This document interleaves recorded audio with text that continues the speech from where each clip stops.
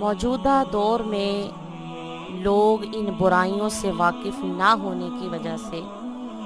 اپنی دنیا و آخرت کو برباد کر رہے ہیں اور انہیں علم بھی نہیں ہے۔ مثلاً جب بھی اگر ان کے پاس علم آتا ہے تو عاجزی آنے کی بجائے ان میں تکبر اور فخر پیدا ہو جاتا ہے۔ لہٰذا ایسا علم ان کے لیے باعث نفع نہیں ہے بلکہ باعث نقصان ہے۔ رسول کریم صلی اللہ تعالیٰ علیہ وآلہ وسلم نے فرمایا، جو شخص علماء سے مناظرہ کرنے یا نادان لوگوں پر اپنی برتری ظاہر کرنے اور اپنی طرف ان کی توجہ مبذول کرانے کے لیے علم حاصل کرتا ہے تو اللہ اسے جہنم میں داخل کرے گا۔ اندازہ کیجئے کہ لا علمی کی وجہ سے اگر انسان کو یہ علم نہ ہو کہ علم حاصل کرنے کا مقصد عاجزی پیدا کرنا ہے، انکساری پیدا کرنا ہے، آداب زندگی کو اختیار کرنا ہے، اگر آپ کے اوپر ڈگریوں کے اوپر فخر کرنے لگیں، تکبر کرنے لگیں تو وہی علم آپ کی دنیا و آخرت کو برباد کرنے کا ذریعہ بن جاتا ہے۔ اسی طرح جب لوگ نیک اعمال میں اضافہ کر دیتے ہیں یا نیک اعمال زیادہ کرنے لگتے ہیں تو ان کے اندر تکبر پیدا ہو جاتا ہے اور وہ دوسروں کو خود سے زیادہ خود کو افضل سمجھ رہے ہوتے ہیں اور دوسروں کو حقیر نظروں سے دیکھ رہے ہوتے ہیں۔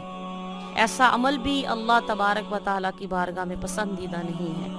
کہ نیک اعمال اختیار کرنے کے بعد یا تقوی اختیار کرنے کے بعد آپ گناہگاروں کو یا لوگوں کو خود سے حقیر سمجھ رہے ہوں۔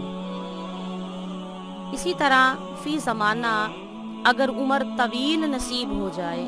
تو لوگ دنیا کے معاملے میں بہت زیادہ حریص اور لالچی ہو جاتے ہیں۔ رسول کریم صلی اللہ تعالیٰ علیہ وآلہ وسلم نے فرمایا، بوڑھے انسان کا دل دو چیزوں کے بارے میں ہمیشہ جوان رہتا ہے،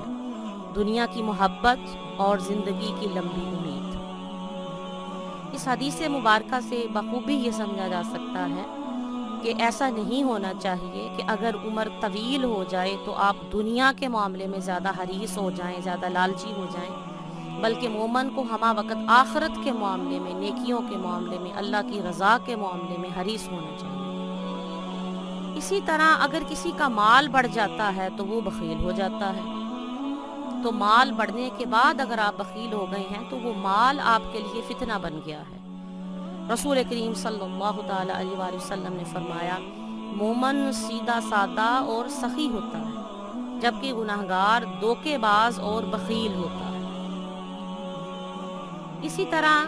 جب غیر عورتوں میں قدر و منزلت بڑھنے لگے خواتین کی یا مردوں کی عزت بڑھنے لگے مردوں میں تو اپنی برتری ظاہر کرنے لگ جاتے ہیں۔ یہ عمل بھی اللہ تعالیٰ کی بارگاہ میں انتہائی ناپسندیدہ ہے کہ کوئی بھی مسلمان بھائی یا کوئی بھی مسلمان بہن کسی گروہ کے اوپر یا کسی جماعت کے اوپر یا اپنے خاندان کے اوپر اپنی برتری کا اظہار کر رہے ہیں۔ اللہ کی بارگاہ میں صرف اسی کو برتری حاصل ہے جس کے پاس تقوی موجود ہے۔